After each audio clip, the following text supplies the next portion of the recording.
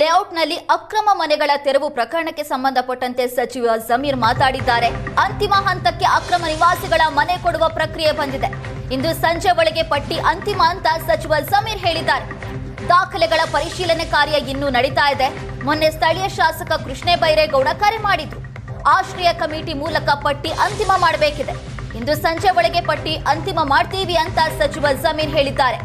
ಕಳೆದ ತಿಂಗಳು 167 ಮನೆಗಳನ್ನು ಒಡೆದು ಹಾಕಿದ್ದ ಜಿಬಿಎ ಕೇರಳ ಸಿಎಂ ಟ್ವೀಟ್ ಬಳಿಕ ಪುನರ್ವಸತಿ ನೀಡುವ ಭರವಸೆ ಕೊಟ್ಟಿತ್ತು. ಈಗ 26 ಕುಟುಂಬಕ್ಕೆ ಮನೆ ನೀಡಬಹುದು ಅಂತ ಜಿಲ್ಲಾಡಳಿತದ ವರದಿ ಬಂದಿದೆ. ಜಿಲ್ಲಾಡಳಿತದ ವರದಿ ಅನ್ವಯ ಇಂದು ಪಟ್ಟಿ ಅಂತಿಮ ಮಾಡುವ ಸಾಧ್ಯತೆ ಇದೆ. ಸಂಜೆ ಪಟ್ಟಿ ಅಂತಿಮ ಮಾಡ್ತೀನಿ ಅಂತ ವಸತಿ ಸಚಿವ ಜಮೀರ್ ಹೇಳಿಕೆ ಕೊಟ್ಟಿದ್ದಾರೆ.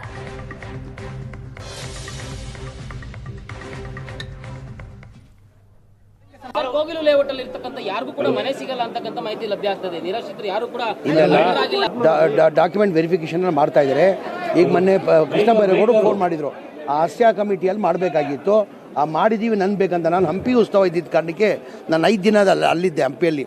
ನಿನ್ನೆ ನಾನು ಬೆಂಗಳೂರಿಗೆ ಬಂದಿರೋದು. ನಾನು ಇವತ್ತು ಸಂಜೆ ಅವರು ಹಾವೇರಿಯಲ್ಲಿ ಕಾರ್ಯಕ್ರಮ 14 ಅವ್ರದ್ದು ಒಂದು ಕಾರ್ಯಕ್ರಮ ಇತ್ತು, ಮುಗಿಸ್ಕೊಂಡು ಇವತ್ತು ಸಂಜೆ ಸಿಕ್ಕಿ ಇವತ್ತು ಫೈನಲ್ ಮಾಡಿ. ಕೋಗಿಲು ಲೇಔಟ್ ಅಲ್ಲಿ ಇರ್ತಕ್ಕಂಥ ಯಾರಿಗೂ ಕೂಡ ಮನೆ ಸಿಗಲ್ಲ ಅಂತಕ್ಕಂಥ ಮಾಹಿತಿ ಲಭ್ಯ.